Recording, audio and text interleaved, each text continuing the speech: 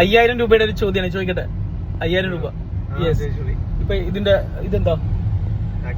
Accelerator അല്ല, അതിന്റെ yes, break. അപ്പൊ ബ്രേക്കിന്റെ സ്പെല്ലിംഗ് നീ കറക്റ്റ് പറഞ്ഞാൽ 5000 രൂപ സ്പോട്ടിൽ തരും, ഉറപ്പാണ്. വളരെ സിമ്പിൾ ആണ്, തെറ്റിക്കരുത്. 5000 രൂപയുടെ കാര്യമാണ്. അപ്പൊ പറ ബ്രേക്കിന്റെ സ്പെല്ലിംഗ്. BREAK, ബ്രേക്ക് ആണോ?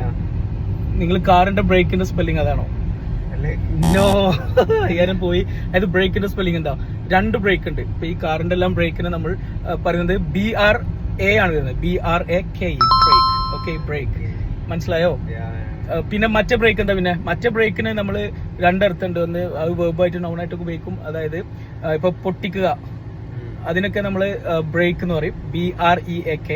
ഓക്കെ, അതേപോലെ തന്നെ ഇപ്പോ റെസ്റ്റ് എടുക്കുന്നതിനൊക്കെ നമ്മൾ ബ്രേക്ക് എന്ന് പറയും. ഇപ്പോൾ let's take a break after the lunch, നമുക്ക് ലഞ്ചിന് ശേഷം ബ്രേക്ക് എടുക്കാം, അങ്ങനെ പറയില്ലേ? അപ്പൊ അത് ബ്രേക്ക്. അതേപോലെ തന്നെ ഇത് പൊട്ടിക്കല്ലേ എന്നൊക്കെ പറയില്ലേ? ഇപ്പൊ be careful, don't break it. Yeah, be careful, don't break it. അവിടെയൊക്കെ ബ്രേക്കിന് പൊട്ടിക്കുക, തകർക്കുക എന്നർത്ഥമാണ്. ക്ലിയർ?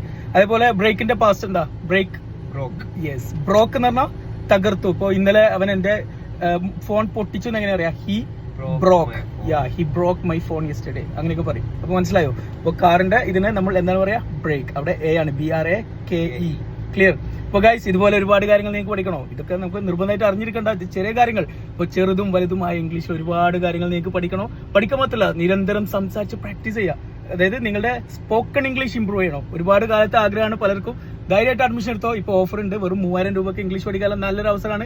ബയോ വാട്സപ്പ് ഉണ്ട്, വാട്സപ്പ് ലിങ്ക് കൊടുത്തിട്ടുണ്ട്. 2 ദിവസം കൊണ്ട് പുതിയ ബാച്ച് സ്റ്റാർട്ട് ചെയ്യുന്നുണ്ട്. Thank you so much.